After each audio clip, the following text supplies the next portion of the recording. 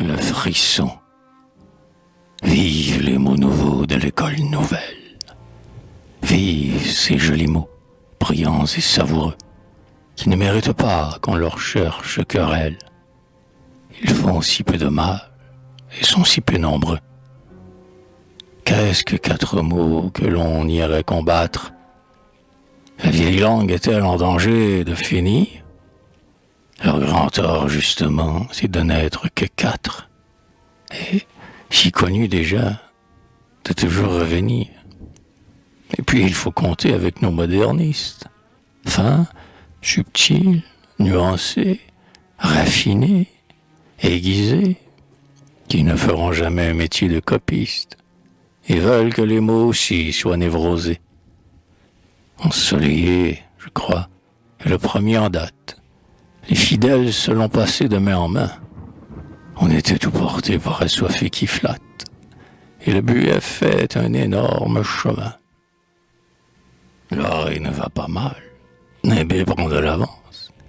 On dit auréolé aussi négligemment. Envolement n'a pas le coup d'aile qu'on pense. On peut se contenter pourtant d'envolement. Ouais. Troublant, par exemple, a satisfait les âmes. Il était attendu dans ce siècle du cœur.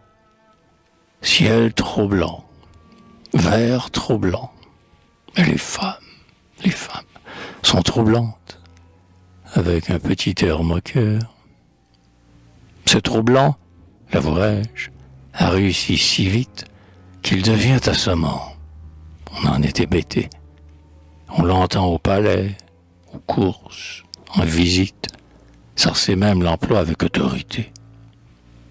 J'aime mieux décadent, qui baisse encore la tête, qu'on pousse avec regret, qu'on pousse cependant. Décadent et charmant. À bientôt l'opérette, où Baron s'écriera « Je suis un décadent ». Mais le grand mot, le mot qui fermente et qui gronde, le mot sans parallèle et sans comparaison, le mot mystérieux qui contient tout un monde, le mot sacré, le mot unique, c'est frisson. Nous avons les frissons de Zola qui les sèment, celui de Maupassant, celui de Paul Bourget. Je passe Rollinat, lui, c'est le frisson même. Il ne nous manque plus que le frisson d'honnête.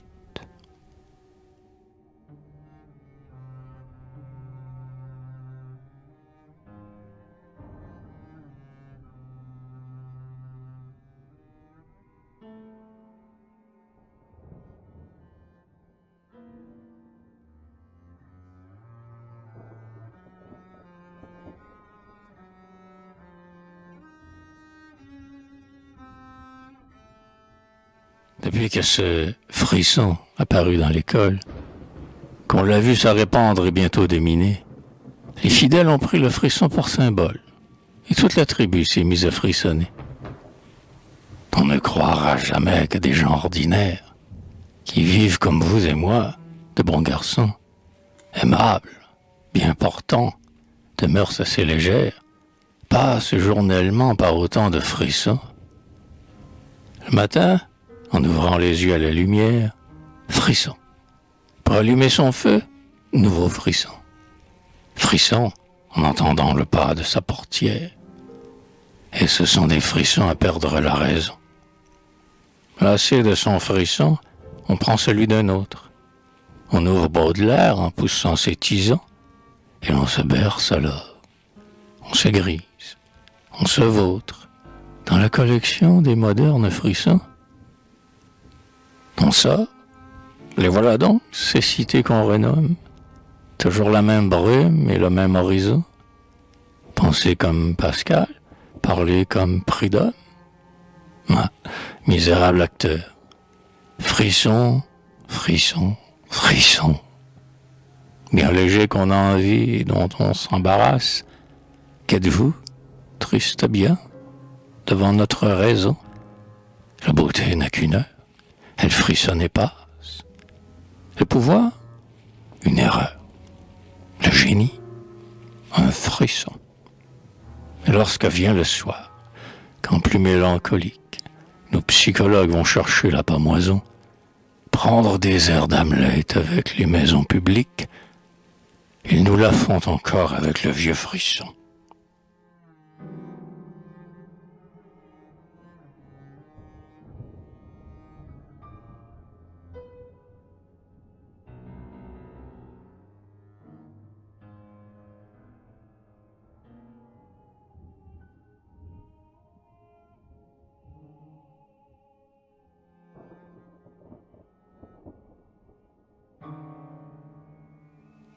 Ce siècle qui finit est plein de dilettantes, obligés de se taire et de se renfermer, qui nous apprendraient des choses étonnantes, s'ils avaient sous la main de quoi les exprimer.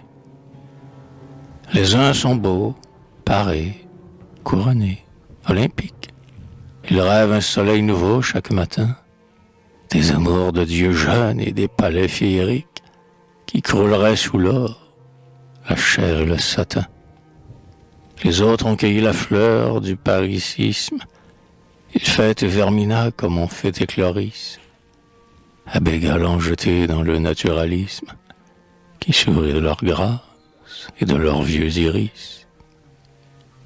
Et d'autres, sorbonniens amoureux des mystères, que Descartes a vu s'enfuir avec Vénus, demandent leurs secrets aux ivresses vulgaires. Ils ont les yeux hagards des voyageurs perdus. Ils portent avec eux l'âcre souci des veuves, l'appel désespéré vers quelque Sinaï, et, pour nous raconter leurs impressions neuves, voudraient des instruments qui n'aient jamais servi. Impassibles de droite, impassibles de gauche, aimables sélectés qui ne croyaient à rien, et qui croyaient encore, enfants, à la débauche. Vous vous amusez bien. Vous vous amusez bien.